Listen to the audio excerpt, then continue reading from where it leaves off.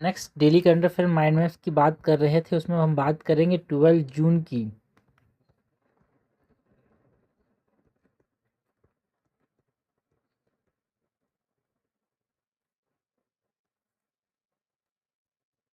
Twelve जून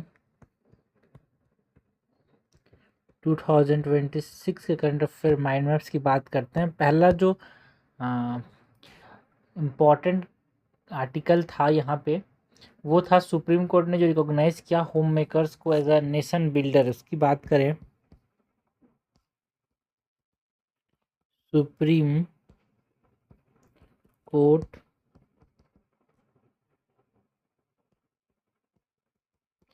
recognises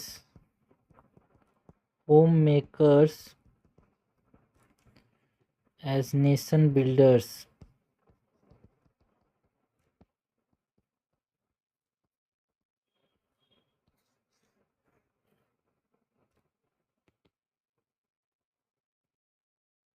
home makers को nation builders के तौर पर सुप्रीम कोर्ट ने जो रिकॉग्नाइज किया, उसके बारे में चीज़ों की बात करते हैं। तो सबसे पहले तो जो सुप्रीम कोर्ट का जो रूलिंग है उसकी हाइलाइट्स की अगर बात करें,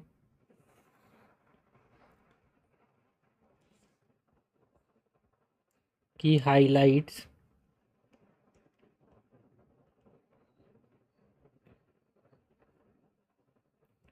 ऑफ सुप्रीम कोर्ट रूलिंग की बात करें तो इसमें 30,000 मंथली कंपनसेशन दिया जाएगा। जैसे है ना, बोला कि देखो भाई, जो अनपेड हाउस होल्ड वर्क जो करते हैं, है ना, वुमेन, वो होम मेकर्स जो हैं, उसको मिनिमम 30,000 पर मंथ का यहाँ पे कैलकुलेट करना चाहिए। एक तरह से लीगल कंपनसेशन है यार, मोटर एक्सीडेंट डेथ क्लेम्स में इसको यहाँ पे कैलकुलेट किया जाएगा इस प्रकार से।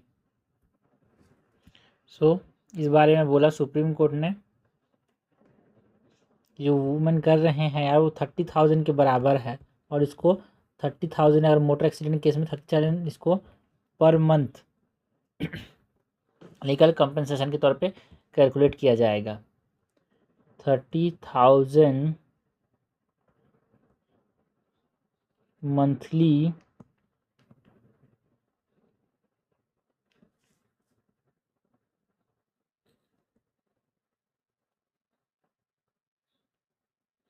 कंपनसेशन बेंचमार्क के तौर पे बोला, एंड ये स्टेबलाइज करेगा जो लीगल फ्लोर है wire MACT, legal floor wire जो मोटर एक्सीडेंट क्लेम ट्राइब्यूनल है,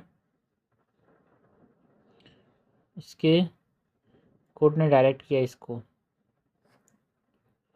establishment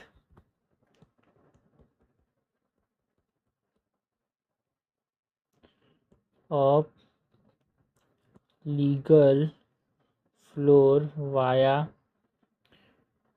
MACT, that is motor accident claim tribunal.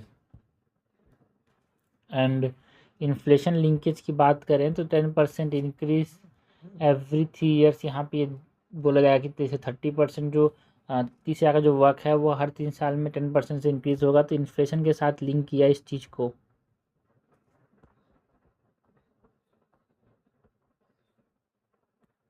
Ten % increase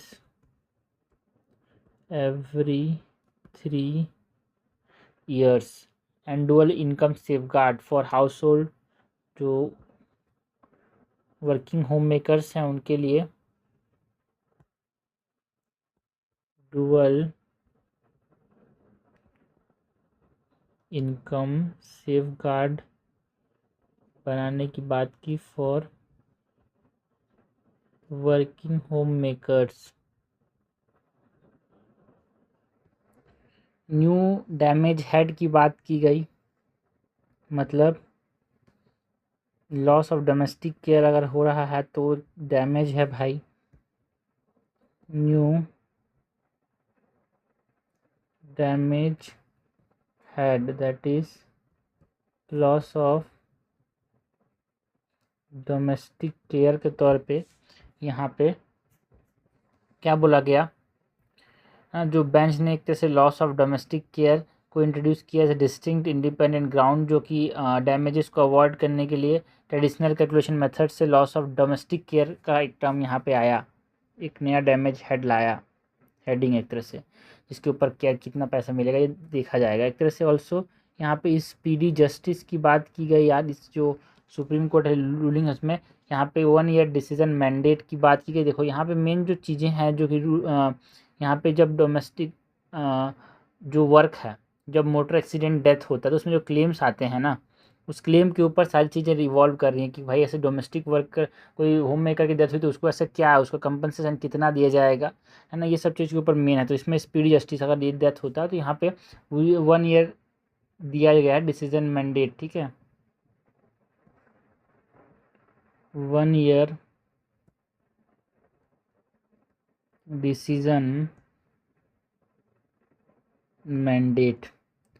language shift हमको देखने को मिला, है ना, पहले ये हाउस वाइफ्स के तौर पर देखने को मिलता था, नहीं अब हाउस वाइफ्स नहीं, अब होम मेकर बोला गया है, ठीक है।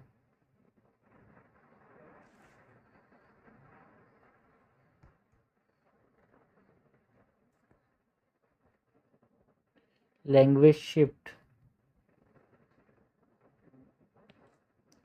Home maker versus house wifes. इसके बाद की highlights in Supreme Court rulings के बाद हम बात करते हैं बट मैक्रो इकोनॉमिक जो रियलिटी है अनपेड लेबर का इंडिया के अंदर उसकी।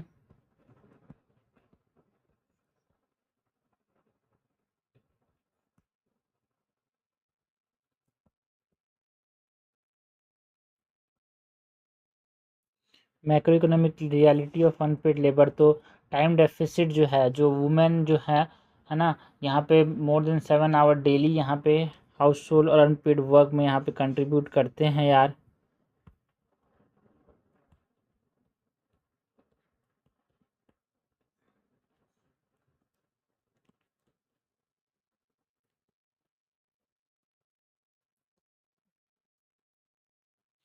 And 2.6x care gap compare to man यहाँ पे देखने को मिलता है। ज़्यादा केयर किसका है, मैन का ध्यान दिया जाता है, वुमेन का उतना ध्यान नहीं दिया जाता है।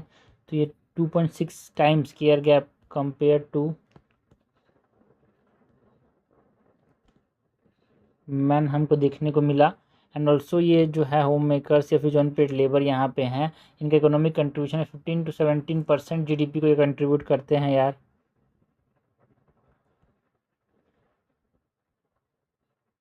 इकोनॉमिक कंट्रीब्यूशन की बात करें तो 15 to 17% ऑफ इंडियाज GDP। जो फीमेल LFPR है उसमें क्या कंट्रीब्यूशन की बात करें, female labour force participation rate में तो 31.7% होम मेकर्स का जो अनपेड लेबर है उसके यहाँ पे इम्पैक्ट है। Impact of female on labour force participation rate तो 31.7% होम मेकर्स के तौर पे। कॉन्स्टिट्यूशनल डायमेंशन की अगर हम बात करें,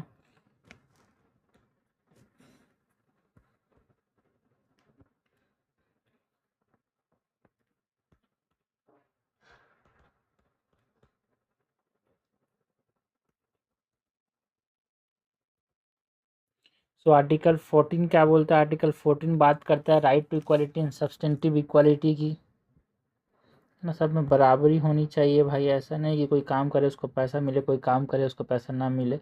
सो right to equality and substantive equality की बात करते हैं।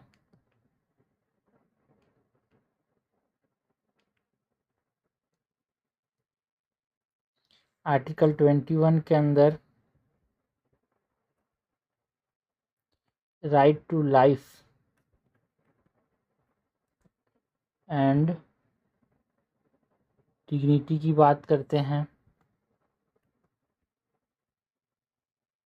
आर्टिकल 39 के अंदर यहाँ पे directive principles of state policy, है ना, right to adequate livelihood and equal pay for equal work की बात करता है आर्टिकल 39A एंड 39 जो डी है वो।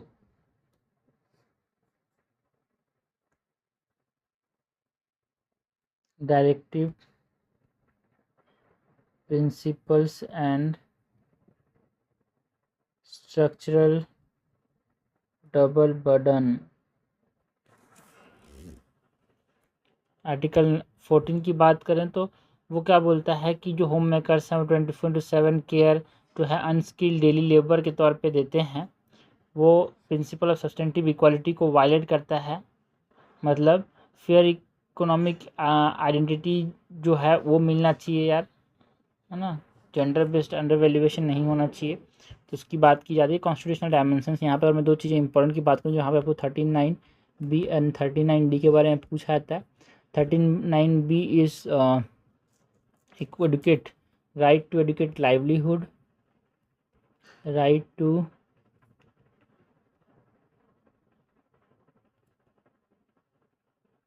Livelihood and equal pay for equal work 39D के अंदर बताया गया है।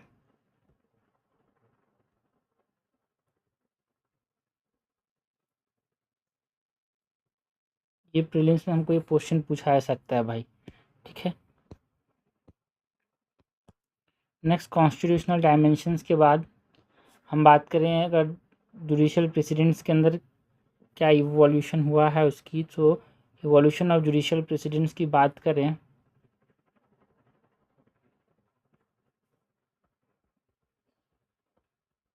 इवोल्यूशन ऑफ जुडिशियल प्रेसिडेंट्स इसके रिगार्डिंग जो जुडिशियल ने जो रूलिंग दी है उसके अंदर हम बात करें तो भाई जो late Wadhwa versus state of Bihar में पहली बार रिकॉग्नाइज किया गया जो वुमेन का जो काम है उसको, होम मेकर्स का जो काम है उसको लता वधवा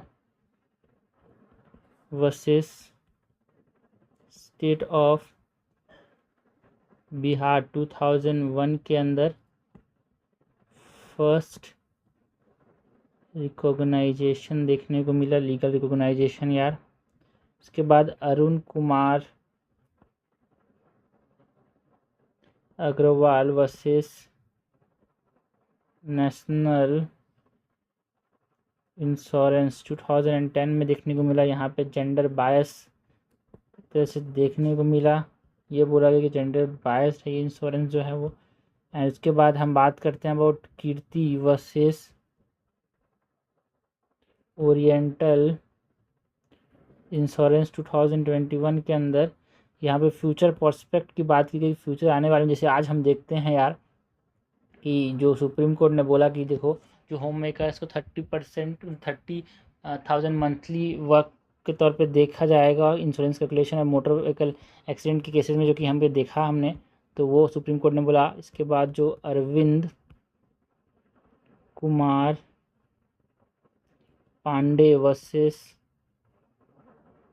ज्ञानेश पांडे 2024 के अंदर जो केस था, यहाँ पे स्किल्ड वर्कर की बात की गई। स्किल्ड वर्कर का मतलब क्या, यहाँ पे जो कोर्ट ने बोला कि जो home makers value should not be calculated below minimum daily wage and should be consider at least equal to the work of a skilled worker. Skilled worker के साथ इनको कंपेयर करना चाहिए, इक्वेट करना चाहिए, उनके साथ कंपेयर करना चाहिए, ठीक है। कैसे नहीं कि भाई वो मिनिमम डेली वेज से कम उनको कैलकुलेट करो, उनको बराबर कैलकुलेट करना है। इंश्योरेंस कैलकुलेशन में मेन यहाँ पे यही मुद्दा उठर के आ रहा है, ठीक है। बाकी रिकॉग्नाइज किया गया उनके काम को काम। और जो कंसर्न्स एंड जो इम्प्लीमेंटेशन चैलेंजेस हैं उसकी हम बात करें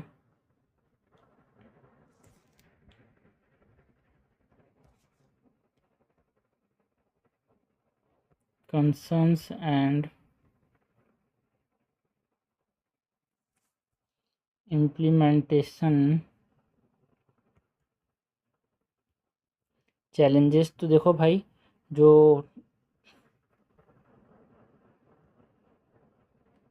रिकॉग्नाइजेशन है वो अभी तक जो है वो limited to the tortuous liabilities, मतलब जो कंपनसेशन क्लेम्स हैं एक्सीडेंट्स और डेथ्स में, उसी के ऊपर अभी तक वहीं तक लिमिटेड है। तो वो एक चैलेंज है यहाँ पे, है ना। अभी घर में बैठे कोई आदमी को बोले तो क्या प्रभाव पड़ा, तो कुछ प्रभाव नहीं पड़ा, बस जो है मोटर व्हीकल में जो इंश्योरेंस एंड जो डेथ्स हो रहे हैं उसमें ही मेन इसका एप्लीकेशन लिमिटेड है।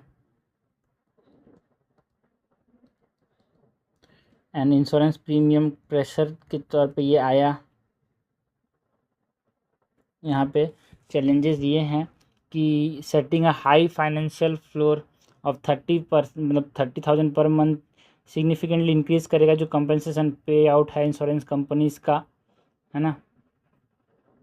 जिससे क्या होगा, जो third party motor insurance premium है उसमें राइज देखने को मिलेगा जनरल पब्लिक के लिए।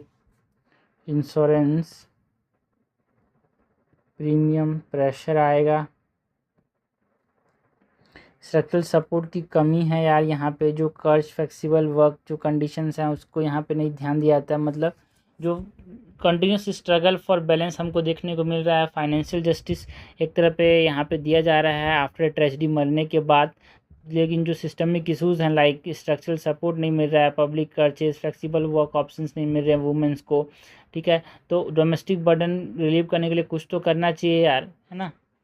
फॉर्मल वर्कफोर्स से बहुत ज़्यादा अलग रखा जाता है ज़्यादातर जगहों पे, ठीक है। मरने के बाद की सिचुएशन को देखा जा रहा है, मरने से पहले की सिचुएशन को कोई ध्यान नहीं दे रहा है। तो ये सब चैलेंजेस एंड कंसर्न्स हैं हमारे पास।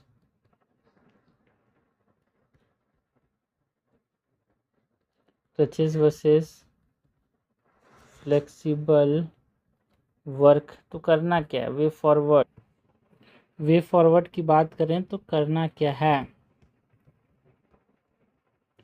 सो एक तरह से नेशनल अकाउंटिंग जो सैटेलाइट अकाउंट की बात करते हैं उसमें रिफॉर्म्स, एक प्रकार से नेशनल अकाउंटिंग में यहाँ पे रिफॉर्म्स लाने की ज़रूरत है यार। रिफॉर्मिंग नेशनल अकाउंटिंग कैसे, सैटेलाइट अकाउंट से, ठीक है। जो ministry of statistics and programme implementation है, एक तरह से जो सैटेलाइट अकाउंट्स हैं उसको इनकॉर्पोरेट करने के लिए देखना चाहिए, जो कि अनपेड केयर वर्क को यहाँ पे मेज़र करता है, विजिबिलिटी लाता है कि जो ट्रू इकोनॉमिक कंट्रीब्यूशन है वुमेन का उसको, तो एक तरह से इसको फॉर्म करने की ज़रूरत है। इसके साथ साथ जो पब्लिक इंफ्रास्ट्रक्चर है 5 मतलब चाइल्ड एंड एल्डरली केयर, उसको भी एक्सपांड करने की ज़रूरत है।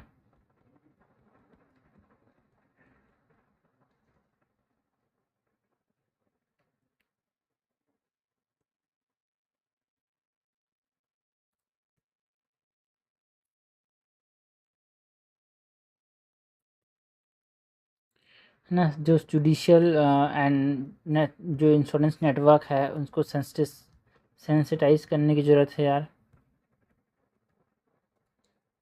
Sensitising judicial and insurance network मतलब एक यूनिफॉर्म गाइडलाइंस जो है वो इशू होना चाहिए भाई, all motor accident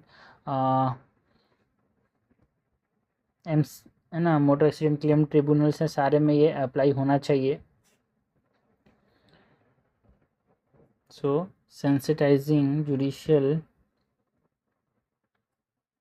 and insurance networks, तो ये हमने बात की अबाउट व्हाट, ये हमने बात की about the supreme court organises home maker as a national builder. तो ये वुमेन वाले इशू पे यहाँ पे क्वेश्चन आ सकता है GS 1 के अंदर, एंड GS 2 में भी आ सकता है यार। नेक्स्ट जो चीज़ है न्यूज़ में रही थी दैट इज PM सूर्य घर की बात करते हैं, है ना। मुफ्त बिजली योजना, एक तरह से इन्हें एक जो 40 लाख इंस्टॉलेशन का माइलस्टोन यहाँ पे इसने हासिल किया, इसकी वजह से न्यूज़ में था, है ना। टोटल 75 लाख हाउस होल्ड का टारगेट रखा था ये जो PM सूर्य घर मुफ्त बिजली योजना है उसने। तो यहाँ पे ये एक तरह से इसने माइलस्टोन जो हासिल किया उसकी वजह से ये न्यूज़ में था। उसके बारे में हम बात करें PM सूर्य घर मुफ्त बिजली योजना की। PM सूर्य घर मुफ्त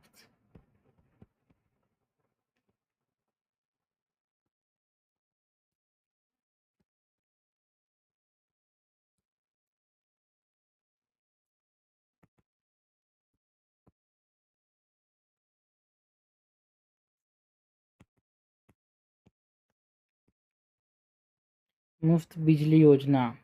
तो सबसे पहले इसके अंदर जो चीज़ें हैं, लाइक स्कीम का जो ओवरव्यू है उसकी बात करें तो ये है क्या भाई, ये scheme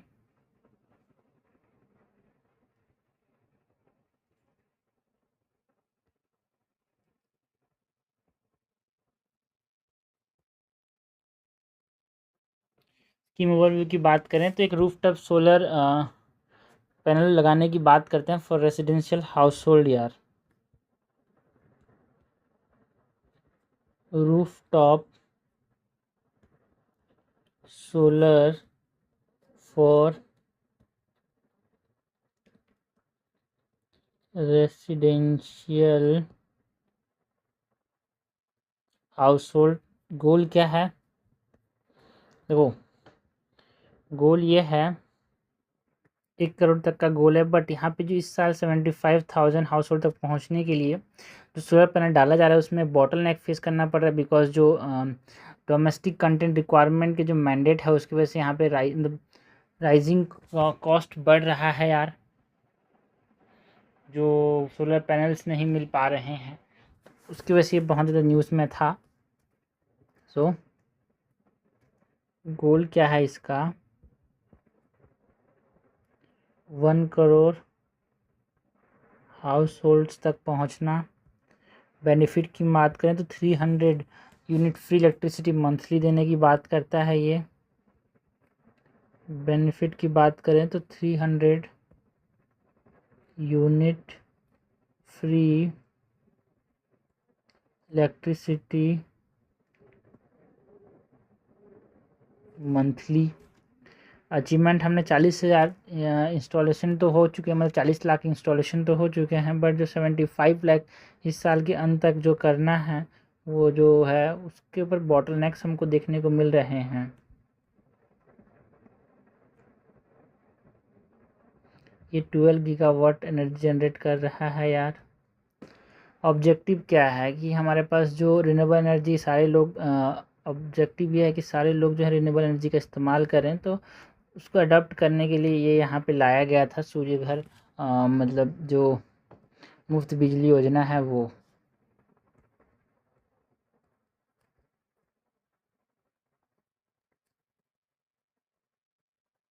renewable energy adoption.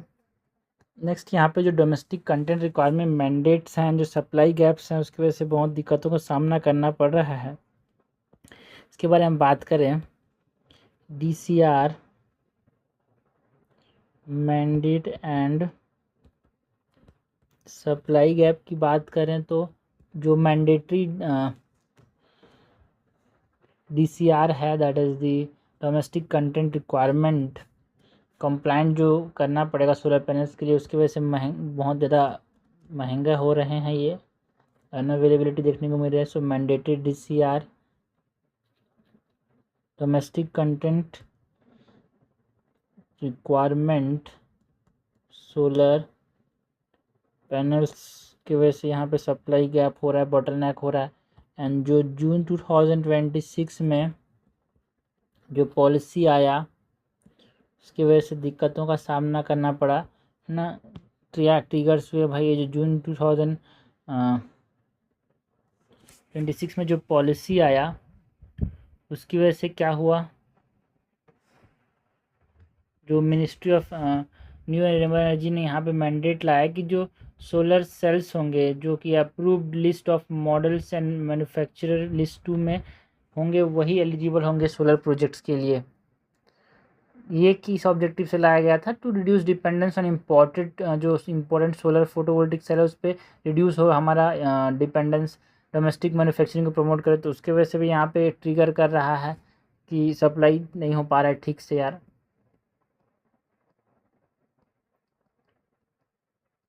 ALMM जो है that is approved list of models and manufacturer. Cell capacity deficit हमको देखने को मिल रहा है,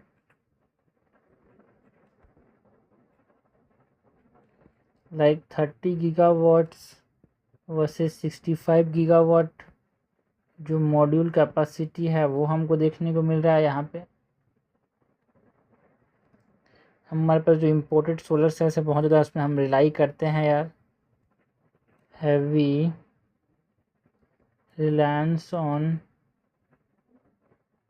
imported solar cells.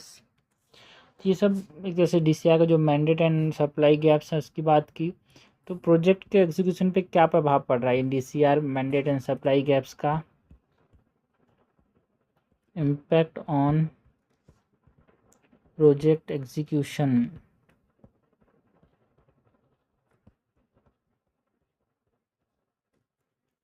Project delay हो रहा है, waiting period around 25 to 30 days का है भाई। प्रोजेक्ट डिले हो रहा है 25 to 30 डेज वेटिंग पीरियड है, और आपको लगाना तो 30 से 25 दिन तक रुकना पड़ेगा।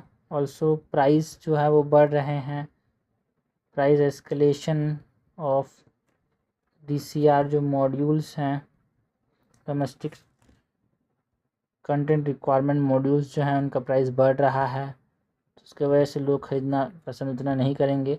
ऑल्सो कंज्यूमर अनसर्टनिटीज़ एंड जो स्टार्ट मोमेंटम देखने को मिल रहा है कि अब कंज्यूमर खरीदना चाहते हैं कि नहीं, तो उसकी वजह से इस प्रोजेक्ट का सक्सेस होगा कि नहीं होगा वो एक चैलेंज बन गया है।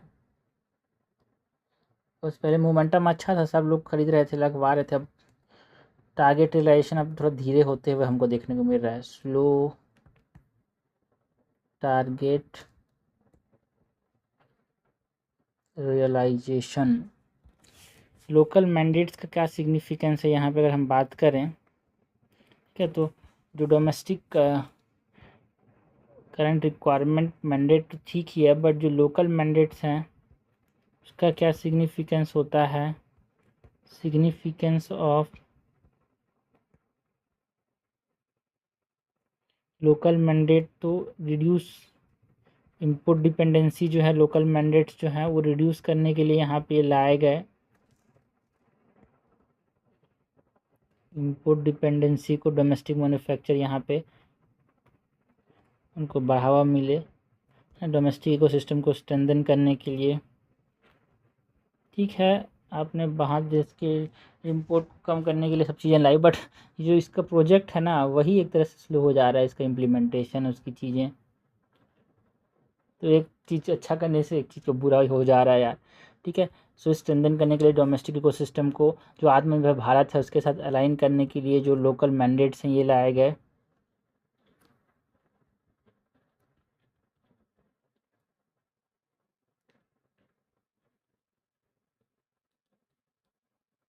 आत्मनिर्भर भारत जो डोमेस्टिक एंड मैन्युफैक्चरिंग जॉब्स हैं उसको यहाँ पे ये फ्यूल करेगा, बढ़ावा देगा।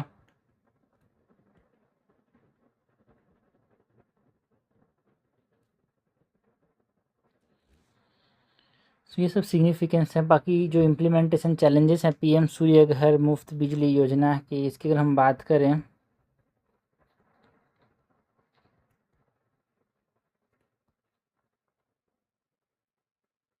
तो टारगेट रियलाइजेशन रिस्क है, टारगेट पूरा हो पाए कि नहीं वो बहुत बड़ा दुविधा है, बिकॉज सप्लाई बॉटलनेक हो रहा है यार, लोकल सप्लाई उतना हो नहीं रहा, बाहर के इंपोर्ट को आप रोक दे रहे हो।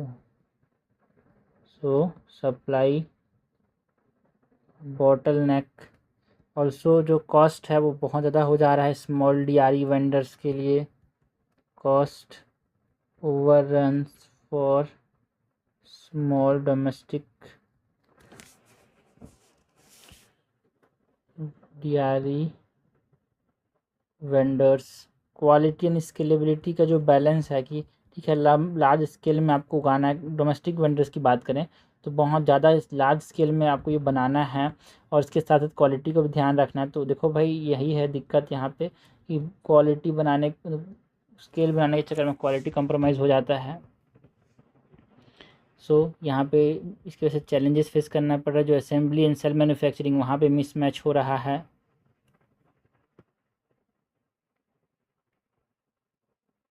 Mismatch between assembly and cell manufacturing.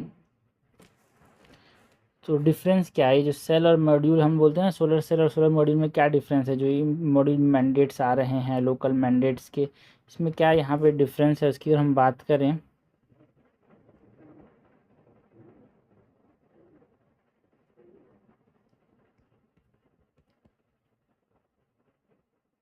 Difference cell versus mandate. तो सोलर सेल क्या होता है, सोलर सेल एक फंडामेंटल सेमीकंडक्टर यूनिट है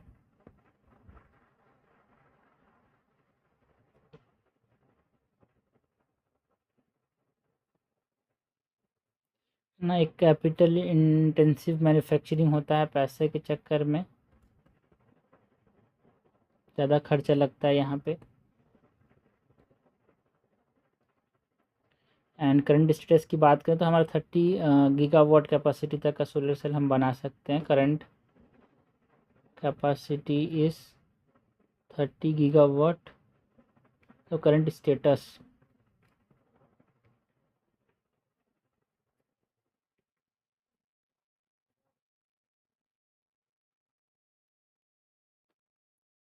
एंड जो सोलर मॉड्यूल्स हैं वो क्या होते हैं, सो असेंबल्ड जो फ्रेमवर्क आता है सेल्स का, सोलर सेल को जुड़े हुए, उसको हम क्या बोलते हैं, सोलर मॉड्यूल। असेंबल्ड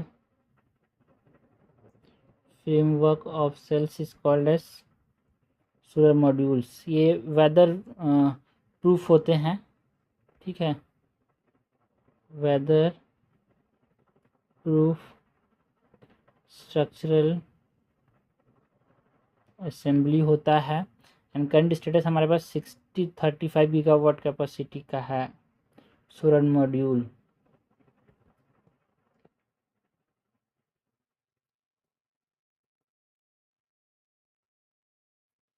उसके बाद हम बात करें वे फॉरवर्ड की, करना क्या है भाई, सब दिक्कतों का सामना तो करना पड़ रहा है, ठीक है। सोलर घर, सूर्य घर मुफ्त बिजली योजना में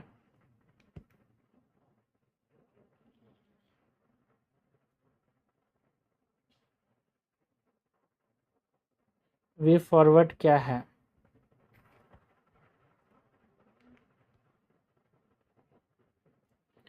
वे फॉरवर्ड की बात करें सो फास्ट ट्रैकिंग, जो कैपेसिटी एडिशन है उसको फास्ट ट्रैक करना होगा। MNRE की बात करते हैं, what is MNRER? MNRE means ministry of new renewable energy जो है वो काम करना चाहिए डोमेस्टिक मैन्युफैक्चरर के साथ, जिससे जो upcoming solar PV cell production units हैं वो आगे बढ़ सके, जो डिमांड सप्लाई फ्रैक्शन है उसको आसान कर सके। तो ministry of new renewable energy को यहाँ पे आगे बढ़ना होगा। एंड जो डायनामिक प्राइस मॉनिटरिंग है उस पर ध्यान देना होगा। REC एंड NISC के अंदर, REC मीन्स व्हाट, जो REC लिमिटेड है एंड जो national institute for solar energy है, दोनों एक तरह से आर्टिफिशियल होर्डिंग को, मतलब एक्टिवली ये क्या करते हैं, आर्टिफिशियल होर्डिंग करते हैं। तो predatory pricing by domestic cell suppliers जो हमको ट्रांजिशनल कचेस में देखने को मिलता है। तो जॉइंट मॉनिटरिंग सिस्टम होना चाहिए इन दोनों के साथ, जो होर्डिंग को रोक सके। प्राइस बढ़ाने के लिए कर लेते हैं होल्डिंग यहाँ पे। सो इसके साथ साथ हमको कैलिब्रेटेड पॉलिसी फेजिंग करना होगा, कैलिब्रेटेड पॉलिसी फेजिंग। ये जो पॉलिसी फेजिंग है, जैसे कि अपकमिंग जो सोलर प्रोजेक्ट्स हैं उनके लिए, like agriculture prompts, residential rooftop, इन सब में यहाँ पे गवर्नमेंट को एक तरह से कंसिडर करना होगा। जो इम्प्लीमेंटेशन विंडो है, इंपोर्ट परमिशंस हैं, वो एक तरह से देने पड़ेंगे, जिससे जो लोकल सेल कैपेसिटी है वो 50 गीगावाट से ज़्यादा क्रिटिकल थ्रेशोल्ड को यहाँ पे पार कर सके। तो पॉलिसी फेजिंग करना पड़ेगा, है ना। कुछ थोड़े से देने पड़ेंगे इंपोर्ट परमिशन, जब तक हम 50 गीगावाट थ्रेशोल्ड तक ना पहुंच जाएं। Graded import permission until 50 gigawatt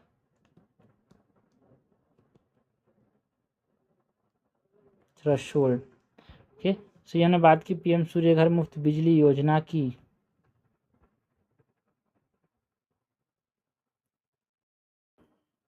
next बात करते हैं यार अबाउट दी आरबीआई जो US dollar India forex swap facility है उसकी, ये न्यूज़ में था यार। So RBI US dollar Indian rupees forex swap facility की। तो अभी जो हमारा फॉरेन एक्सचेंज रिजर्व कमज़ोर हो रहा है उसको स्ट्रेंथन करने के लिए आरबीआई ने फैसला लिया है यार। जो बैलेंस ऑफ पेमेंट की तरह से जो डेफिसिट हुआ है उसको देखते हुए, तो इसके अंदर हम बात करें अबाउट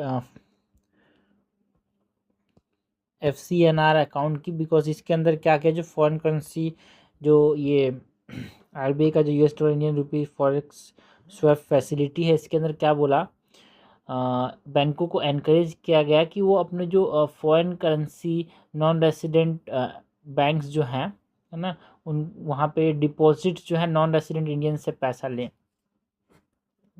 सो उससे क्या होगा, हमको फ़ायदा होगा, मोबिलाइज करें वहाँ से। ठीक है, एनकरेज करना है बैंकों को to mobilize foreign currency non resident banks deposit from non resident Indians. So इसके बारे में हम बात करें क्या होता है ये अबाउट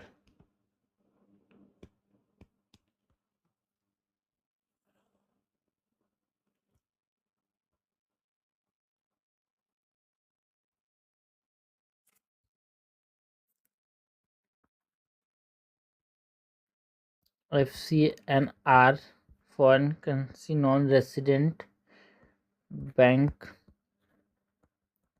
डिपॉजिट। स्वैप मतलब एक्सचेंज, इधर से उधर।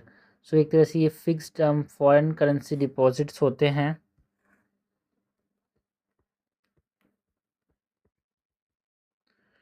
Fixed term foreign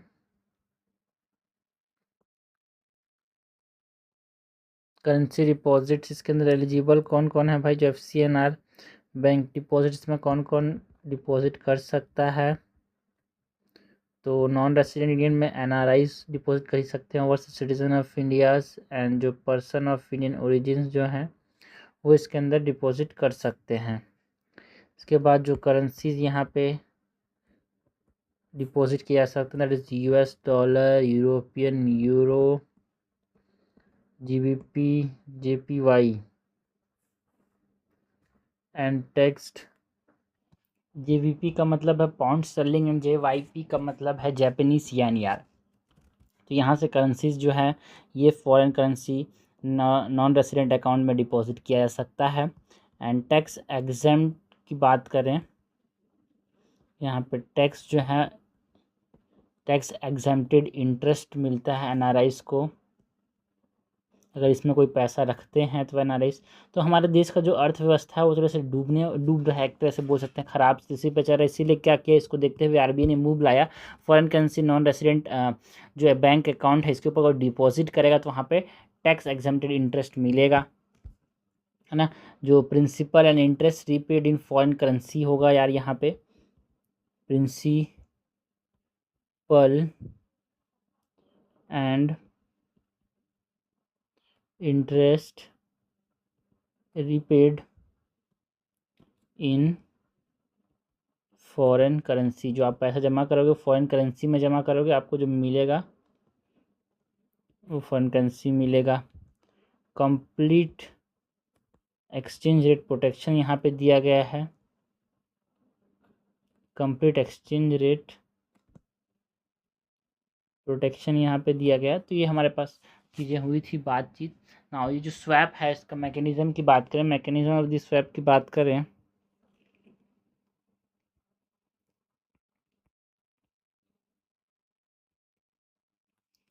mechanism of the swap की बात करें तो इसमें ट्रांजेक्शन लैग्स हैं। इसके ट्रांजेक्शन लैग्स के अंदर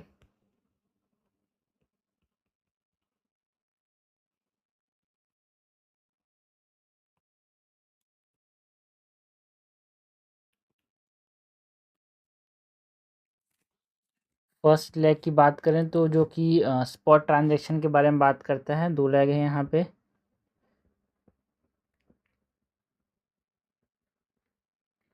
फर्स्ट लेग जो है ये स्पॉट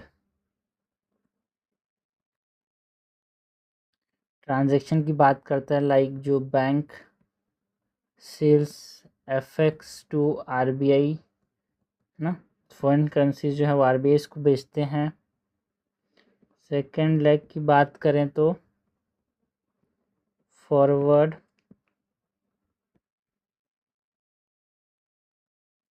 ट्रांजैक्शन जिसमें आरबीआई करता है सेल्स फॉरेन करेंसी बैक। तो 2 तरह से ट्रांजैक्शन लेग है इस स्वैप में ना। बैंक जो है फॉरेन करेंसी आरबीआई को देता है, फिर आरबीआई वापस से फॉरेन करेंसी बैंकों को देता है। की फीचर्स की बात करें सो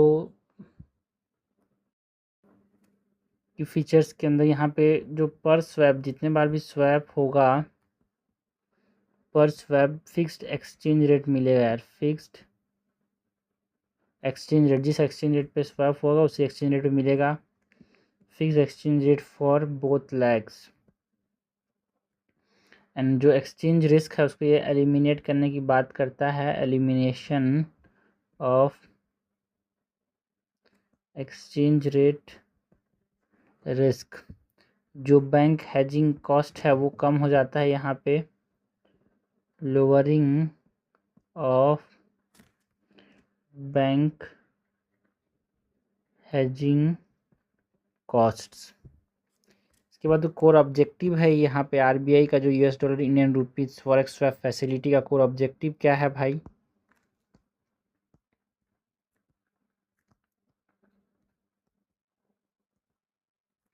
कोर ऑब्जेक्टिव्स के अंदर जो फॉरेन करेंसी इन्फ्लो है उसको बढ़ाना चाहती है आरबीआई, इसीलिए बहुत सारे मेजर्स हमने देखा है भाई पिछले कुछ दिनों में, लाइक एफडीआई को आसान बना दिया, एफपीआई को आसान बना दिया। यहाँ पे अभी ये देखो करेंसी स्वैप है ना, फॉरेक्स स्वैप फैसिलिटी लाया गया,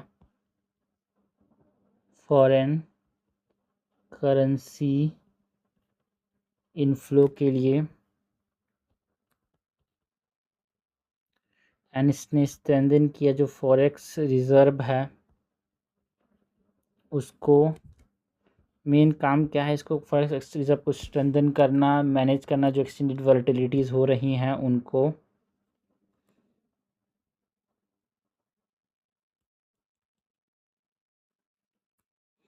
एक्सचेंज रेट वॉलेटिलिटी एंड जो बैलेंस ऑफ पेमेंट है, जो हमारा पोजीशन ख़राब हो रहा है उसको सपोर्ट करना है यार।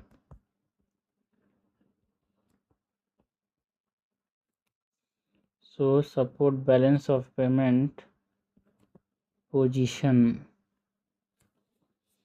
सिग्निफिकेंस क्या है, जो फैसिलिटी जो आरबीआई ने लाई है, सो क्या सिग्निफिकेंस है यार? सिग्निफिकेंस ऑफ दी फैसिलिटी की बात करें तो हमारे फॉरेक्स रिजर्व को ये स्ट्रेंथन करेगा, स्ट्रेंथनिंग फॉरेक्स रिजर्व। जो कैपिटल अकाउंट है उसको इम्प्रूव करेगा है ना। Capital account in the balance of payment के अंदर जो कैपिटल अकाउंट है उसको इम्प्रूव होगा, तो जो बैलेंस ऑफ पेमेंट क्राइसिस हो रहे हैं, जो डेफिसिट है लगभग 40 से 50 बिलियन डॉलर का जो डेफिसिट है वो यहाँ पे उसको फुलफिल करने की कोशिश कर रहे हैं। जो बैंक मोबिलाइजेशन कॉस्ट है वो रिड्यूस होगा यार, रिड्यूसिंग बैंक मोबिलाइजेशन कॉस्ट। इसके साथ साथ जो बैंक लिक्विडिटी है ना,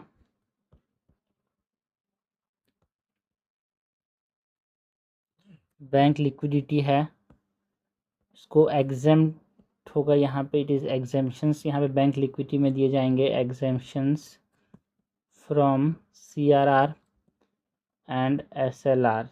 फैसिलिटी से जो बैंक को जो CRR जो किसके पास रखना पड़ता है, RBI के पास। SLR जो खुद के पास जो पैसा रखना पड़ता है उसमें एग्जाम्पशंस दिए जाएंगे, है ना। एंड रिलीजेस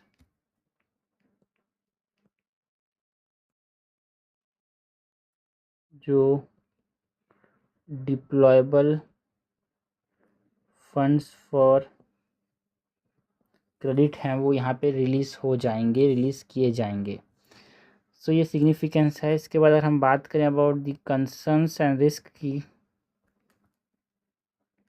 क्या क्या दिक्कतों का सामना करना पड़ता है, हर चीज़ का यहाँ पे दिक्कत होता है।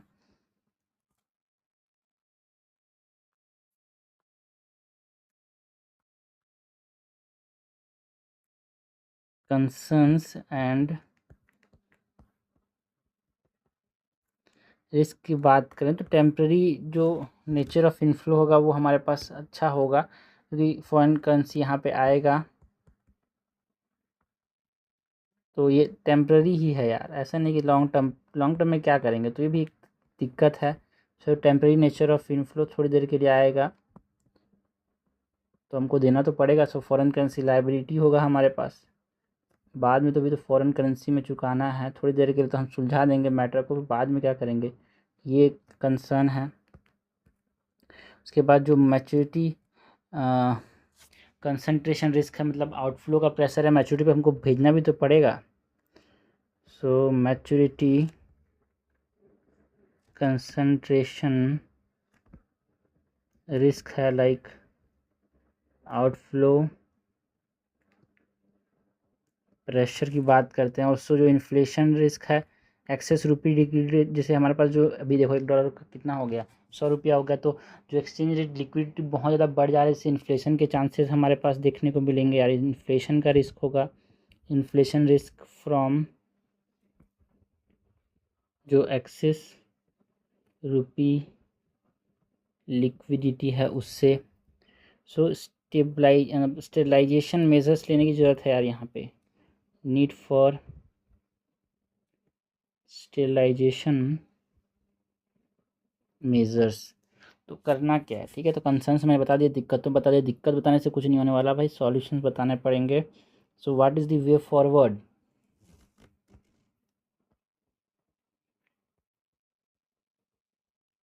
है ना। कैलिब्रेटेड स्टेबलाइजेशन करना पड़ेगा, लाइक यहाँ पे मार्केट स्टेबलाइजेशन स्कीम लाना पड़ेगा, ओपन मार्केट ऑपरेशंस करने पड़ेंगे यार।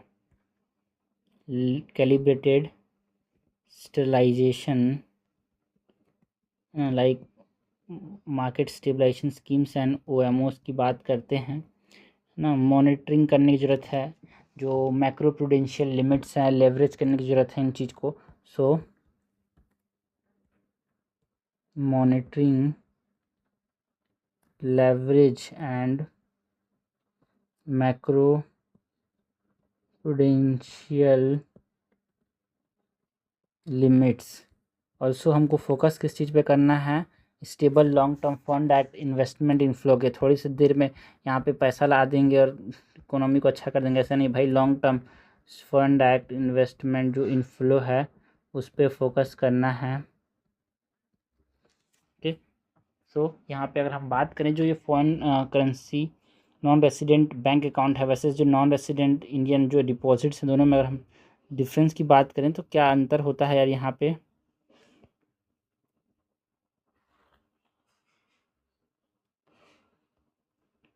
तो FCNR बैंक अकाउंट वर्सेस जो नॉन रेसिडेंट इंडियन जो डिपॉजिट्स है, उसमें ये होता है कि जो FCNR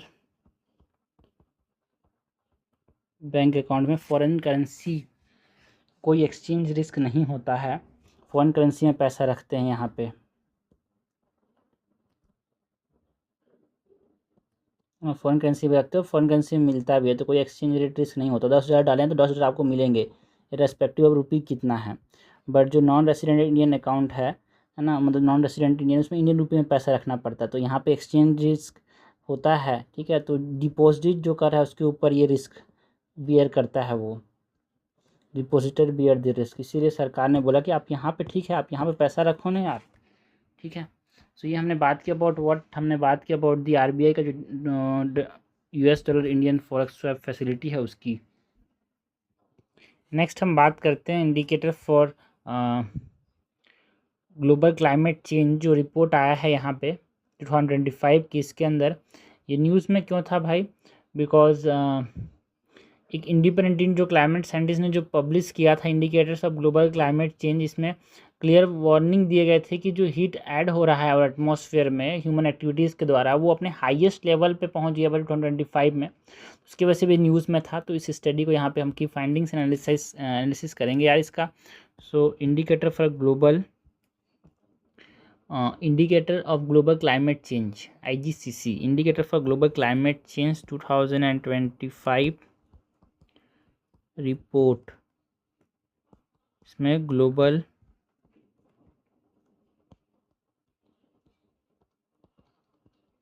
वार्मिंग की बात की गई।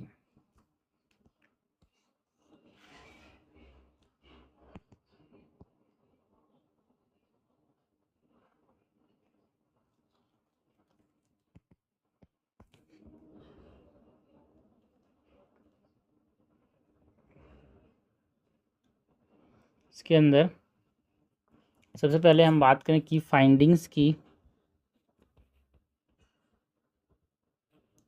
कि तो यहाँ पे रिकॉर्ड ह्यूमन जो है, ये बोला गया कि जो ह्यूमन जो हीट है वो ह्यूमन की वजह से, ह्यूमन की जो वजह से जो हीट बढ़ रहा है वो इतने अपने चरम सीमा पहुंच गया है 2025 के अंदर, जो बताया गया था। ह्यूमन की वजह से जो हीट हो रहा है वो इतना चरम सीमा पे पहुंच गया था, ऐसा बोला। टेम्परेचर की बात करें तो टेम्परेचर जो है एट स्पाइक कितना भाई 1.39 डिग्री सेल्सियस एबव बेसलाइन ये जा चुका है।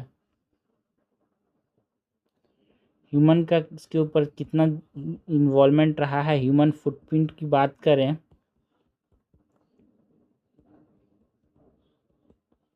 तो जो 1.37 डिग्री सेल्सियस जो है वो कहाँ से आ रहे हैं, इसमें फॉसिल फ्यूल। और फॉसिल फ्यूल कौन इस्तेमाल कर रहा है, ह्यूमन। सो जो बेस लाइन से ऊपर जा रहा है वो ह्यूमन की वजह से जा रहा है। 2025 जो था वो थर्ड वार्मेस्ट, सबसे वार्मेस्ट 2024 था, थर्ड वार्मेस्ट ईयर था यहाँ पे रिकॉर्ड के अंदर, warmest year on record. Natural variation की बात करें सो यहाँ पे 0.02 डिग्री सेल्सियस का कंट्रीब्यूशन, नेचुरल कंट्रीब्यूशन सिर्फ 0.02 रहा है, ज़्यादा कंट्रीब्यूशन किसका रहा है, ह्यूमन का। ये जो IGCC है, indicator for global climate change की जो स्टडी है, इसके बारे में हम बात करें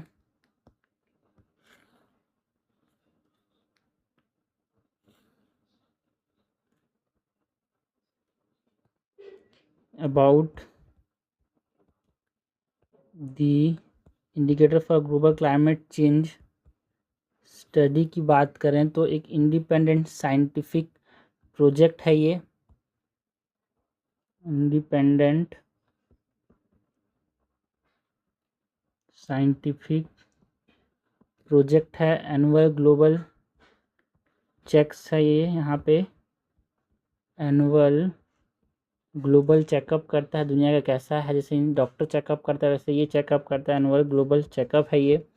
and it is manage by global team of scientists, fill करता है नॉलेज गैप को, it fills knowledge gap between जो IPCC है ना, intergovernmental panel for climate change का जो रिपोर्ट है उसके नॉलेज गैप को ये फिल करता है। इसके अंदर जो क्लाइमेट फिनोमिनास की स्टडी हुई उसके बारे में बात करें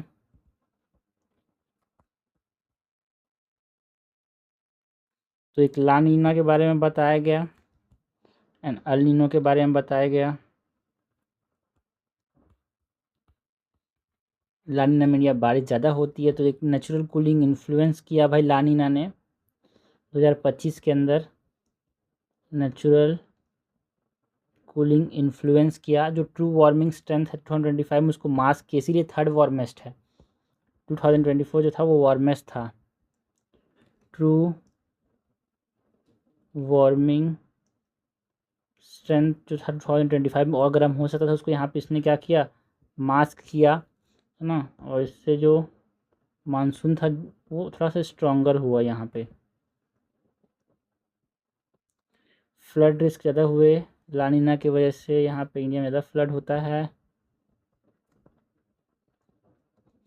बाकी जो एल नीनो है इसके बारे में बात करें तो यहाँ पे 91% चांस है टू शटर यार। जो एल नीनो की वजह से जो 1.5 डिग्री सेल्सियस का जो थ्रेशोल्ड था कि इससे ऊपर नहीं देने, प्री इंडस्ट्रियल लेवल से 1.5 डिग्री सेल्सियस ज़्यादा टेम्परेचर नहीं होने देना है। तो ये बोला कि देखो 91% चांसेस है कि इससे ऊपर ही जाएगा। Chances to shatter 1.5 degree celsius threshold. And ये एल नीनो जो है वो लानिना के अपोजिट है, बिकॉज ये वार्मिंग करता है, लानिना जो है वो कूलिंग करता है। अपोजिट ऑफ लानिना मतलब ये क्या करता है, वार्मिंग करता है। इसके बाद जो साइंटिस्ट के कंसर्न्स हैं, मतलब जो साइंटिफिक कंसर्न्स हैं वो अगर हम बात करें यहाँ पे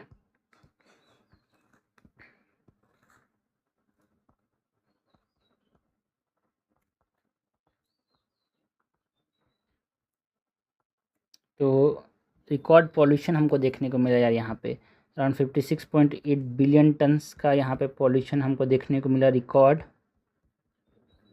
pollution 56.8 billion turns. Exhausted carbon budget that is 130 billion turns जो कार्बन है वो लेफ्ट है। बाकी ख़त्म हो रहा है। रैपिड वार्मिंग बोला गया भाई, साइंटिस्ट ने बोला कि भाई दुनिया बहुत तेज़ी से यहाँ पे गर्म हो रही है। Rapid warming 0.2 degree 27 degree Celsius पर डिकेड टेम्परेचर बढ़ रहा है। कार्बन बजट डिप्लीशन हो रहा है भाई लेस देन 3 इयर्स में। यहाँ पे इसकी बात की गई। नाउ करना क्या है, what is the way forward. यार सब देख रहे हैं दिक्कत तो है, दिक्कत को सुलझाना कैसे है, what is the way forward.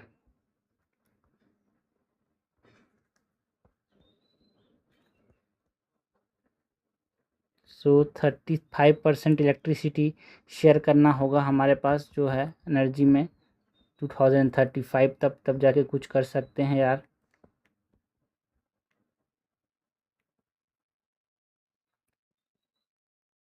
तो इस चीज़ पे बहुत ज़्यादा फोकस करना पड़ेगा, क्लीन एनर्जी की तरफ शिफ्ट करना पड़ेगा, like solar energy, wind energy यार, है ना।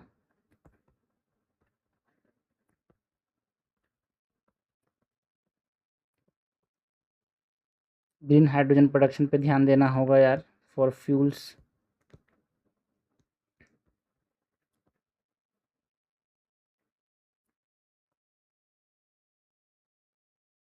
एंड एडप्टेशन की बात करें, इंडिया के अंदर क्या क्या चीज़ें ली गई, इस सब चीज़ को देखते हुए एडप्टेशन जो इंडिया में हुए, एडप्टेशंस फॉर इंडिया की बात करें तो जो लोकल क्लाइमेट डिफेंस है उसको स्केल अप करने की ज़रूरत है। यहाँ पे हम अपने पास इंडिया में लोकल क्लाइमेट को बचाने की ज़रूरत है, तब जाके तो यहाँ पे कार्बन वो ले पाएंगे, तब जाके ग्लोबल वार्मिंग थोड़ा कम कर पाएंगे। हीट रेसिस्टेंट अर्बन इंफ्रास्ट्रक्चर बनाने की ज़रूरत है यार।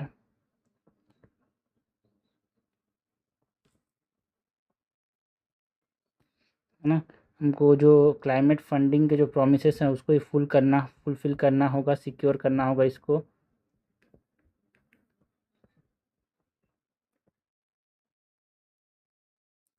प्रॉमिस्ड क्लाइमेट फंडिंग, तो ये हमने बात की अबाउट व्हाट, ये हमने बात की अबाउट जो indicator for global climate change report 2025 के अंदर जो बात की गई थी उसकी न्यूज़ में था यहाँ पे, इसीलिए हमने इसके बारे में सारी चीज़ें देख ली। इन्वायरमेंट के अंदर बहुत काम आएगा यार ये।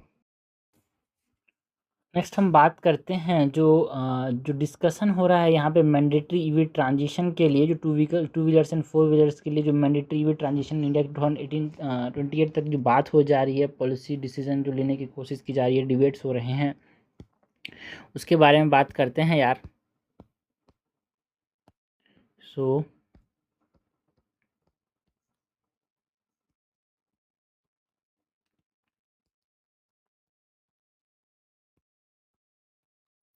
मैंडेटरी ईवी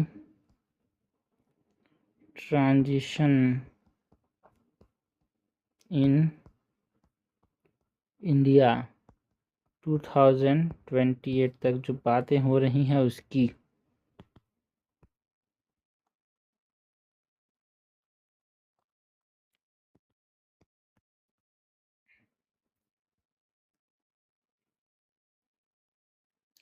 सबसे पहले तो जो ओवरव्यू एंड टारगेट्स हैं उसकी बात करें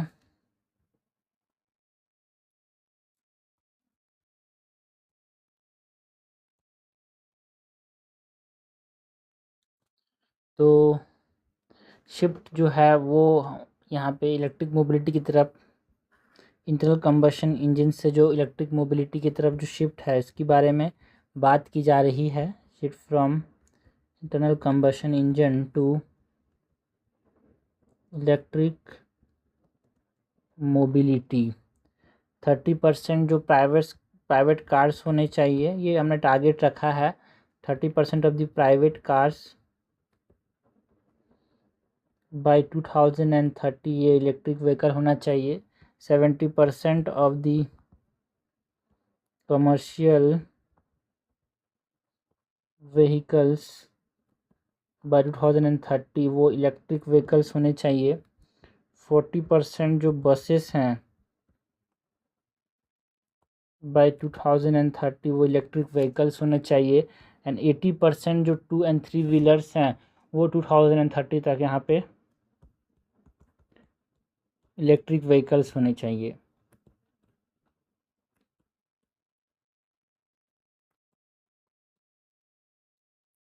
ओके, रीज़न क्या है भाई, हम इस चीज़ को क्यों बढ़ावा दे रहे हैं? सो रीज़न फॉर एडवोकेसी की बात करें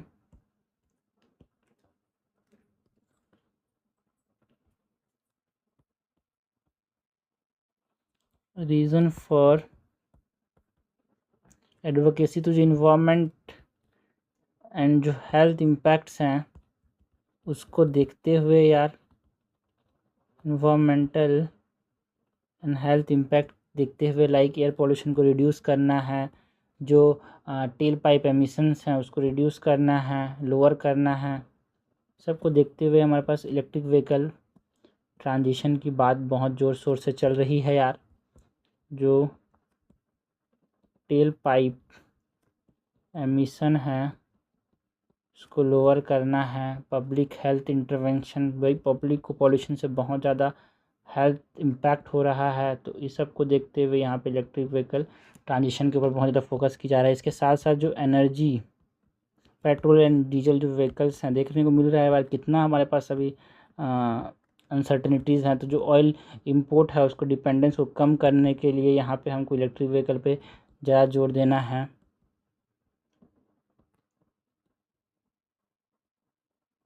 कि एनर्जी सिक्योरिटी को एनहांस करने के लिए एनहांस एनर्जी सिक्योरिटी को, ऑल्सो जो डोमेस्टिक जनरेशन्स हैं उसको भी यहाँ पे बढ़ावा देना होगा। Domestic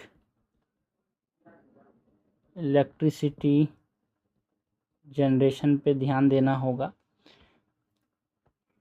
economic and industrial reasons for the advocacy of electric vehicle transition अगर हम बात करें,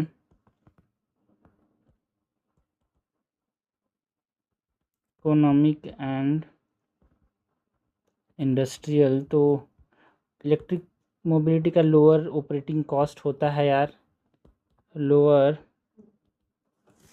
ऑपरेटिंग कॉस्ट, फॉरेक्स सेविंग करता है ये, बिकॉज हमारे पास जो है दूसरे देश से ऑयल इंपोर्ट करते हैं तो फॉरेक्स मार्केट से पैसा जाता है, बट ये फॉरेक्स सेविंग करता है, एक न्यू ग्रीन इकोसिस्टम बनाता है यार।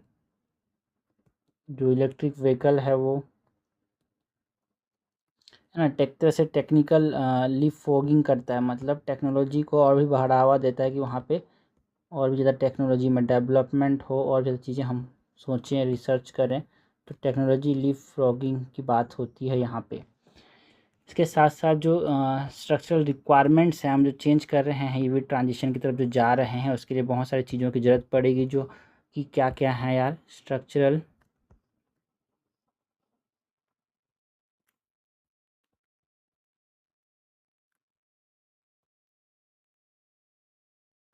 रिक्वायरमेंट्स की बात करें तो चार्जिंग इंफ्रास्ट्रक्चर को एक्सपांड करने की ज़रूरत है अपने को। जो चार्जिंग इंफ्रास्ट्रक्चर है उसको एक्सपांड करने की ज़रूरत है। डोमेस्टिक मैन्युफैक्चरिंग करनी पड़ेगी बैटरीज़ का, डोमेस्टिक बैटरी मैन्युफैक्चरिंग करना पड़ेगा। जो क्रिटिकल मिनरल हैं लाइक लिथियम एंड कोबाल्ट, ये सब चीज़ को हमको खोजना पड़ेगा, ये सब चीज़ के ऊपर सिक्योरिटी लाना पड़ेगा कि हमारे पास सप्लाई हो, कोई रोक ना दे इनको। क्रिटिकल मिनरल सिक्योरिटी पे बहुत ध्यान देंगे, like lithium and cobalt. Grid modernisation पे ध्यान देना होगा, ग्रिड मॉडर्नाइजेशन पे ध्यान देना होगा। वर्कफोर्स को रीस्किल करना होगा जो कि अडेप्टेड हो इलेक्ट्रिक व्हीकल के लिए और इलेक्ट्रिसिटी के लिए, है ना। Battery recycling and circular economy पे ध्यान देना होगा यार, battery recycling and circular economy, ये सब चीज़ की ज़रूरत है, इसकी सारी स्ट्रक्चरल रिक्वायरमेंट्स। तो ये सबको देखते हुए गवर्नमेंट ने क्या इनिशिएटिव्स लिए हैं, अगर हम उसकी बात करें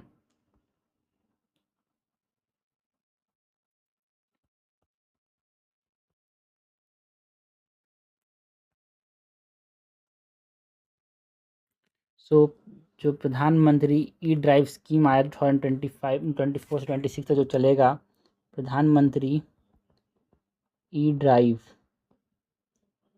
स्कीम 2024 टू 2026 जो चलेगा, इसके अंदर ई ड्राइव का मतलब क्या है, प्रधानमंत्री इसे electric drive revolution in innovation vehicles enhancement, ठीक है, जो ग्रीन मोबिलिटी एंड ईवी को सिस्टम को डेवलप करने की बात करता है। यहाँ पे 2 साल के लिए इसने 10,900 करोड़ यहाँ पे दिए थे, तो ये हमारे पास एक इनिशिएटिव गवर्नमेंट ने लिया। इसके अलावा यहाँ पे हम FAME 2 स्कीम की बात करते हैं यार।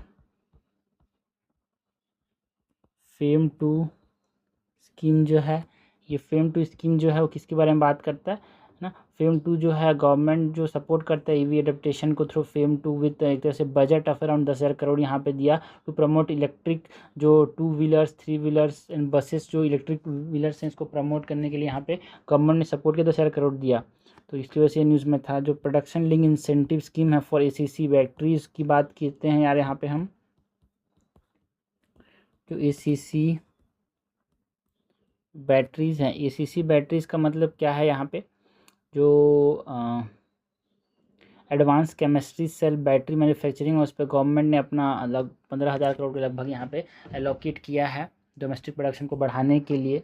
ऑल्सो इसके साथ साथ जो इलेक्ट्रिक व्हीकल मैन्युफैक्चरिंग पॉलिसी 2024 में आया, यहाँ पे इलेक्ट्रिक व्हीकल मैन्युफैक्चरिंग पॉलिसी 2024 में आया यार, है ना। ये जो इलेक्ट्रिक व्हीकल मैन्युफैक्चरिंग पॉलिसी है, इसके अंदर इंडिया को एक ईवी मैन्युफैक्चरिंग हब बनाने की बात करता है। इसमें 4,000 करोड़ इसमें इन्वेस्ट किए, 3 साल का यहाँ पे प्रोडक्शन फैसिलिटीज़, जो 50% डोमेस्टिक वैल्यू एडिशन है, वो डोमेस्टिक वैल्यू एडिशन अचीव करना है अपने को यार विद इन 5 ईयर्स, ये ऐसे टारगेट रखा है इसके अंदर, इस पॉलिसी के अंदर पैसे देने का बात किया गवर्नमेंट ने। एंड GST रिडक्शन किया गया जो इलेक्ट्रिक व्हीकल्स हैं उसमें टू 5% यार, reduction on electric vehicles to 5%। जो PM ई बसेस हैं, ई बस सेवा स्कीम है, वो हमारे पास एक इनिशिएटिव रहा है टुवर्ड ई व्हीकल ट्रांजिशन। यहाँ पे ईवी मित्र स्कीम की बात करते हैं। जो ईवी मित्र स्कीम है इसके अंदर जो EV subsidies and awareness promote करने के लिए ट्रांसपोर्ट प्लेटफॉर्म बना सके कंज्यूमर्स टू अवेल इंसेंटिव्स, उसके लिए ईवी मित्र स्कीम बनाया गया कि जो बेनिफिट्स आपको मिल रहा है आपको पता चले, है ना, आप ईवी सब्सिडीज़ को ले पाओ आसानी से, इसके लिए बनाया गया। तो ये हमारे पास गवर्नमेंट के इनिशिएटिव्स रहे हैं। तो इसके साथ साथ जो चैलेंजेस हमको देखने को मिले, चैलेंजेस की बात करें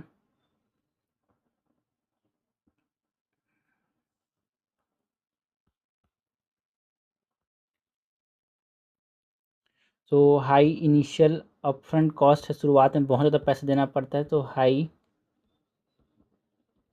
initial upfront cost, slow adaptation rate है यार यहाँ पे इलेक्ट्रिक व्हीकल से 7.6% ही हमको देखने को मिला इन 2024, लेकिन अब तेज़ हो रहा है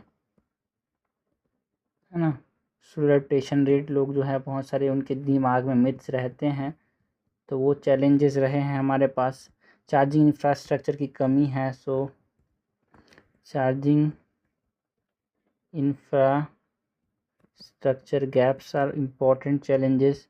जो मिनरल सप्लाई चेन वल्नरेबिलिटीज़ है, जो क्रिटिकल मिनरल्स हैं लाइक लिथियम एंड कोबाल्ट है, इनका सप्लाई चेन में बहुत सारी दिक्कतों का सामना करना पड़ता है, तो उसके लिए चैलेंजेस से फेस करने पड़ते हैं इंडिया को यहाँ पे। तो इनको दूर करना पड़ेगा, इन वल्नरेबिलिटीज़ को। पावर ग्रिड रेडीनेस में भी एक इशू है यार कि हमारे पास पावर ग्रिड की कमी है। इस चीज़ के लिए इलेक्ट्रिक व्हीकल को ध्यान देना है, इलेक्ट्रिक, है ना। एम्प्लॉयमेंट डिसरप्शन होता है, सपोज़ अगर हमने इलेक्ट्रिक व्हीकल की तरफ चला गया तो जो इंटरनल कंबशन इंजन सेक्टर में जो लोग एम्प्लॉयड है उनके लिए रोज़गार छिन जाएगा, तो है ना, एम्प्लॉयमेंट डिसरप्शन हमको देखने को मिलेगा। एम्प्लॉयमेंट डिसरप्शन इन आईसीई सेक्टर।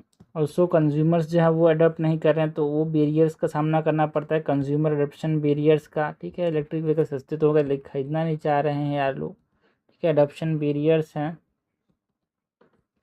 तो करना क्या, ये सब चैलेंजेस हो गए भाई, करना क्या, what is the way forward यहाँ पे। So what is the way forward.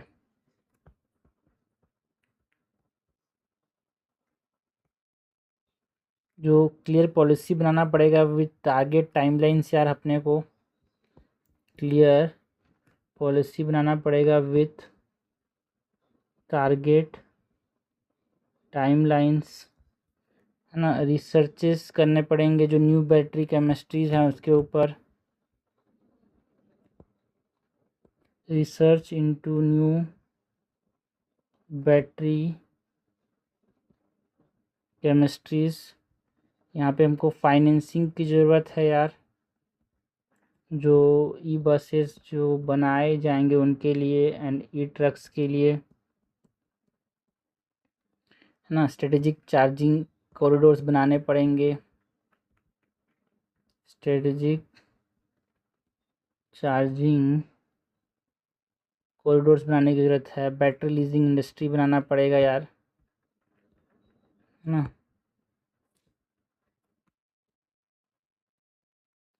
Information awareness programme चलाने पड़ेंगे कि क्या क्या फ़ायदे हैं अगर आप इलेक्ट्रिक व्हीकल्स का इस्तेमाल करोगे, तो इन्फॉर्मेशन एंड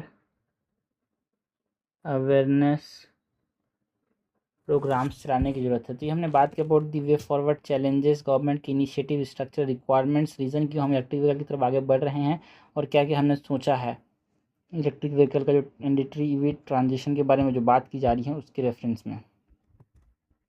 नेक्स्ट हम बात करते हैं जो छोटे छोटे टॉपिक्स हैं प्रीलिम्स रिलेटेड वो सब की।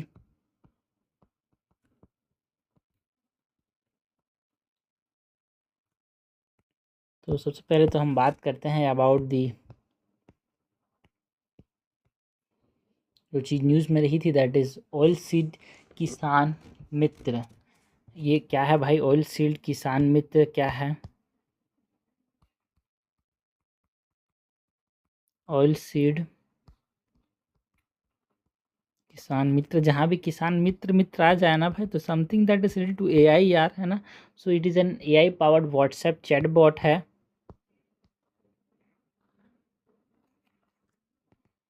It is AI powered WhatsApp chatbot, इसको डेवलप किसने किया? It is develop by ICAR, Indian Council of Agriculture Research, IIOR ने यहाँ पे इसको लॉन्च किया। ICAR ने इसको लॉन्च किया है। जो Indian Institute of oil seed research है ICAR के अंदर, उसने यहाँ पे इसको लॉन्च किया है। So it is launch by और develop bye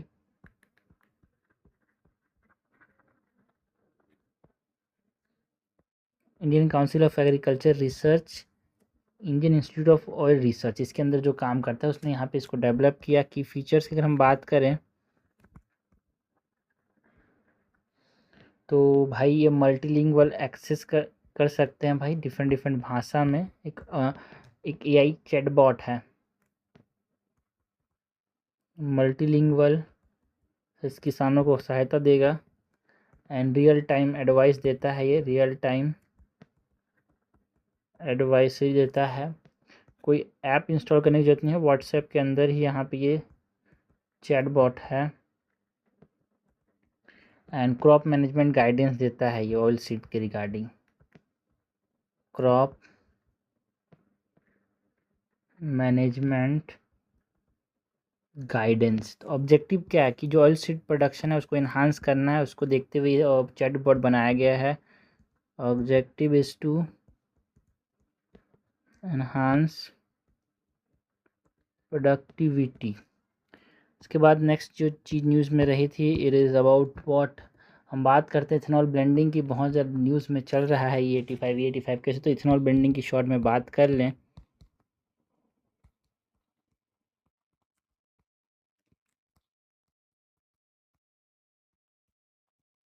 ethanol blending in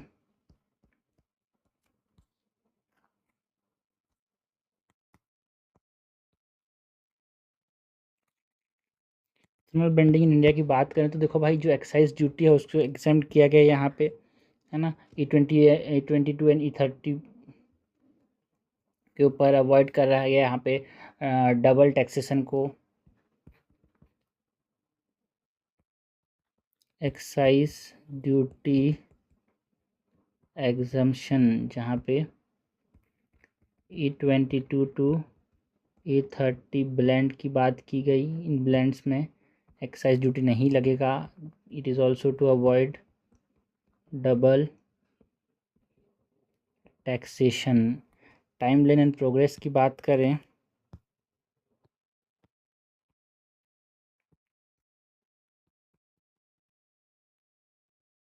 timeline and progress की बात करें तो जो 20% ब्लेंडिंग है E20 ये अचीव हो चुका है यार। यहाँ पे हमारे पास 20% blending that is E20 achieved. And जो E85 फ्यूल ये लॉन्च किया गया जून 2026 में, तो यहाँ पे हमारे पास प्रोग्रेस धीरे धीरे देखने को मिल ही रहा है।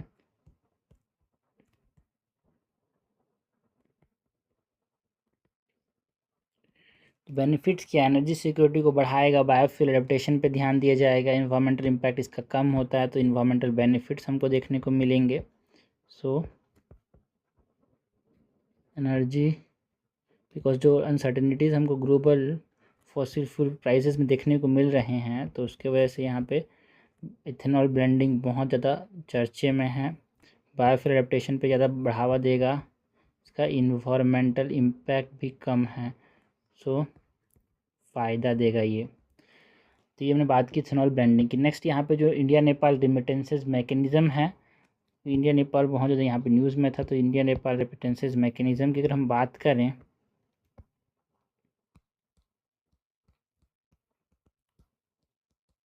भी, इंडिया नेपाल में जो टेरिटोरियल डिस्प्यूट है उसको रिजॉल्व करने की बात की गई।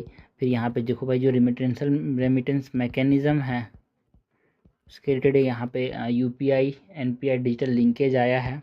अभी अभी हमने कंबोडिया के साथ लिंक किया, अभी फिर नेपाल के साथ लिंक किया UPI को। तो किसके साथ लिंकेज हो रहा है इसको याद रखना भाई, प्रीलिम्स में क्वेश्चन पूछ लिया था, तो इस बार तो आया ही था UPI के ऊपर क्वेश्चन, ठीक है।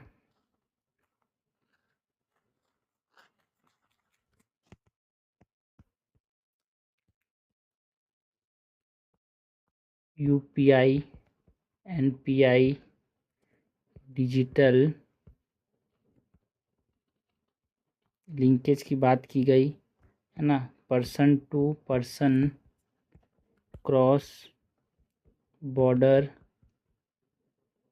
ट्रांसफ़र की बात की गई, और यहाँ पे जो इम्प्लीमेंट करना है, implemented by NIPL and NCHL जो होगा उसको ये इम्प्लीमेंट करेगा। ये जो है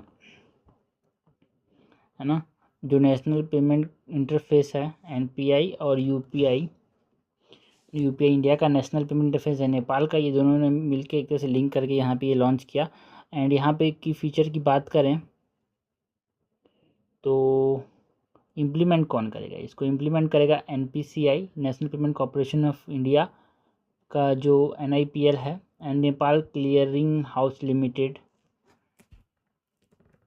वो दोनों इसको क्या करेंगे, इम्प्लीमेंट करेंगे।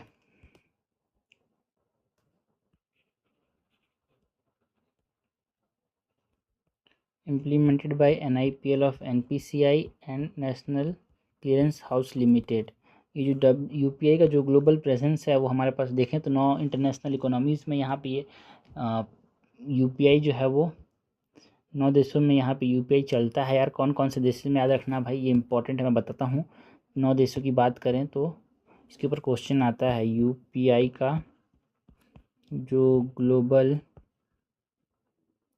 प्रेजेंस है उसके बारे में बात करें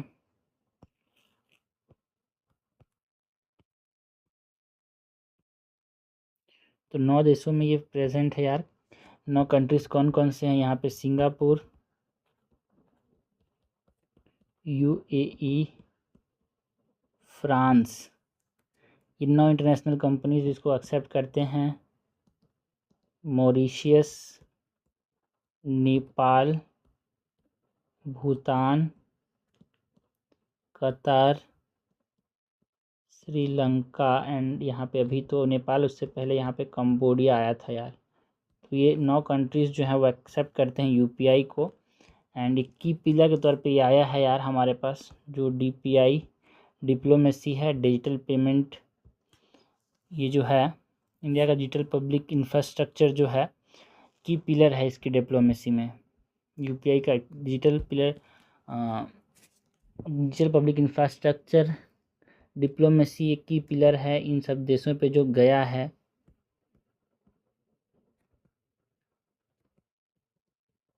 ओके, यहाँ पे ये पूछा था ये देश के बारे में, तो याद रखना भाई, दिस आर इम्पोर्टेंट थिंग्स। उसके बाद हम बात करें about the Bedouin committee and legal framework की। ये जो बेडुइन कमिटी है ये उसमें था भाई, जो एमनेस्टी इंटरनेशनल ने यहाँ पे जो इज़राइल को बोला कि देखो फोर्सफुली डिस्प्लेस कर रहा है बेडुइन और पैलेस्टीन को, है ना, वेस्ट बैंक में जाए।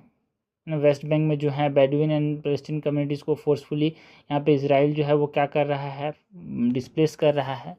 तो है ना, एथनिक क्लियरेंस के लिए, तो इसकी वजह से ये बेडुइन कम्युनिटीज़ न्यूज़ में थी। तो इसके बारे में हम बात करें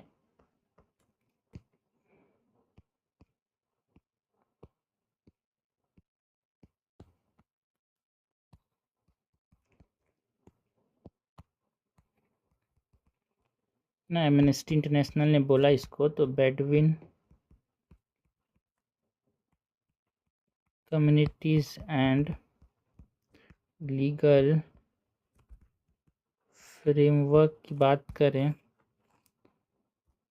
तो जो वेस्ट बैंक क्राइसिस है उसके अंदर पैलेस्टीन एंड बेडुइन कम्युनिटीज़ को यहाँ पे वहाँ से हटाया जा रहा है, एथनिक क्लींजिंग का एक कोशिश किया जा रहा है। तो उसके बारे में हम बात करें, वेस्ट बैंक क्राइसिस की बात करें तो वहाँ पे फोर्सफुल डिस्प्लेसमेंट हो रहा है, सेटलमेंट एक्सपांसन हो रहा है, तो सोशल इकोनॉमिक वल्नरेबिलिटीज़ फेस करने पड़ रहे हैं यार वहाँ पे उनको।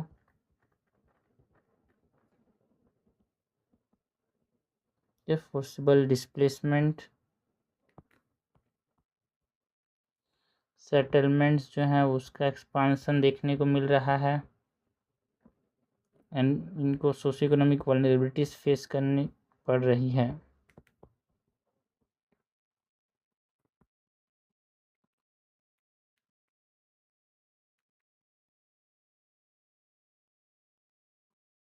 इंटरनेशनल लॉज जो हैं जीनोसाइड में अगर हम देखें तो इसके ऊपर न्यूज़ में ये हमेशा रहता है। अगर हम इंटरनेशनल लॉज ऑन जीनोसाइड्स की बात करें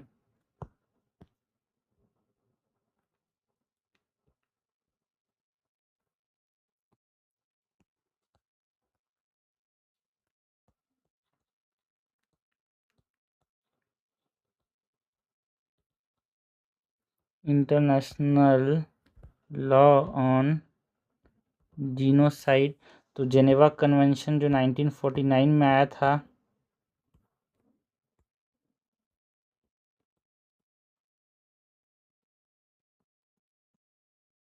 ये है भाई जीनोसाइड कन्वेंशन जो 1948 में आया था।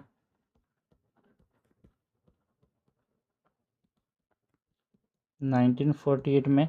एंड जो रोम स्टैट्यूट है 1998 में आया था। ये सब जो है वो जीनोसाइड को रेगुलेट करते हैं। ये सब जो है नियम है इसके ऊपर 1998 में ये आया था। तो सबसे पहले जो जिनेवा कन्वेंशन है वो बहुत ज़्यादा चर्चे में रहता है। जिनेवा कन्वेंशन जो है बोलता है कि ये प्रोटोकॉल्स देता है कि जो सिविलियंस हैं एक आर्म कॉन्फ्लिक्ट के समय लाइक मास किलिंग नहीं कर सकते, टॉर्चर नहीं कर सकते, है ना, जो इनह्यूमन ट्रीटमेंट नहीं कर सकते या जीनोसाइड के कंट्रीब्यूट जो करें, तो ये सब बोलता है जिनेवा कन्वेंशन। उसके बाद ये जो genocide convention that is also known as convention on prevention and punishment of crimes of genocides, like यहाँ पे जीनोसाइड को डिक्लाइन करने की बात करता है। एक तरह से आप पनिश नहीं कर सकते यार जो डिस्ट्रॉय करे किसी नेशनल एथनिक या फिर रेशियल रिलीजियस ग्रुप को, इस तरह से आप पनिशमेंट नहीं दे सकते।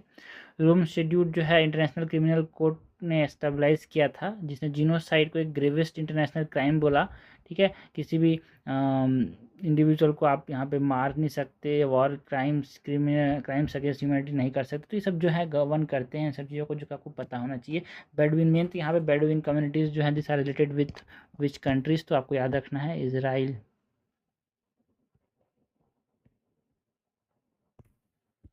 है ना, इजराइल का जो वेस्ट बैंक है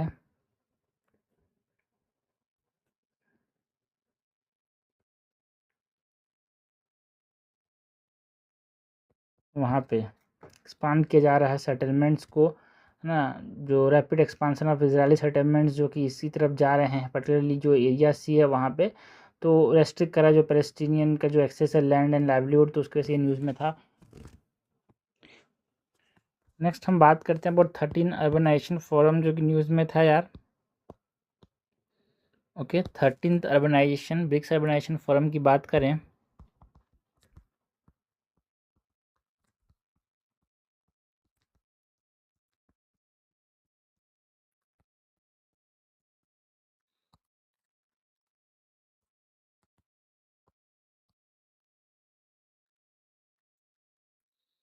13 ब्रिक्स ऑर्गेनाइजेशन फोरम जो है ये होस्ट कौन करेगा, न्यू दिल्ली, जून 2024 में हमको देखने को मिलेगा। इसका थीम क्या है, cities for people.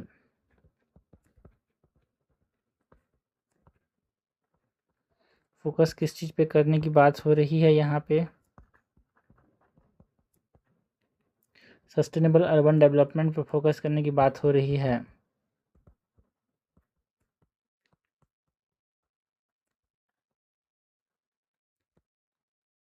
Participant nation कौन कौन से हैं, 10 मेंबर नेशंस जो हैं वो पार्टिसिपेट करेंगे। अब ब्रिक्स के 10 पार्टिसिपेंट मेंबर नेशन कौन से, ये तो पूछा जा ही सकता है, तो आपको ये पता होना चाहिए पार्टिसिपेंट्स कौन कौन से हैं। तो ये आपको यहाँ पे देख लेते हैं कौन कौन से 10 पार्टिसिपेंट्स हैं यहाँ पे ब्रिक्स के मेंबर्स की बात करें। देखो भाई, ब्राज़ील, रसिया, इंडिया, चाइना, साउथ अफ्रीका तो है ही है। ठीक है, 5 जो नेशंस हैं, ब्राज़ील, रसिया, इंडिया, चाइना, साउथ अफ्रीका, ये 5 तो है ही, नाम में ही समझ आ रहा है। बाकी इसके अलावा कौन कौन है 5, Egypt, Ethiopia, Iran, UAE and Indonesia. ये हमारे पास मेंबर्स की हमने बात की, ब्रिक्स की।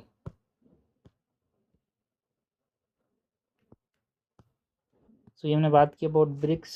बेडुइन कम्युनिटीज़ की बात की, जो Nepal remittance mechanism, ethanol blending की बात की, ऑयल सीड किसान मित्र की बात की। इससे पहले जो मैंडेटरी ईवी ट्रांजिशन के बारे में बातचीत हो रही है ना। Indicator for global climate change report की बात की यार। उससे पहले हमने आरबीआई का जो US dollar Indian forex swap facility लाया गया था, हमारे जो फॉरेक्स बैलेंस ऑफ पेमेंट की वजह से दिक्कत हो रही है उसको देखते हुए, उसके बारे में बात किया। पीएम सूर्य घर मुफ्त बिजली योजना की बात की। सुप्रीम कोर्ट का जो रूलिंग है home maker as nation builder, उसके ऊपर। तो ये हमारे पास कवर होता है 12 जून 2026 का जो करंट अफेयर माई मैप है, उसकी हमने बात की यहाँ पे।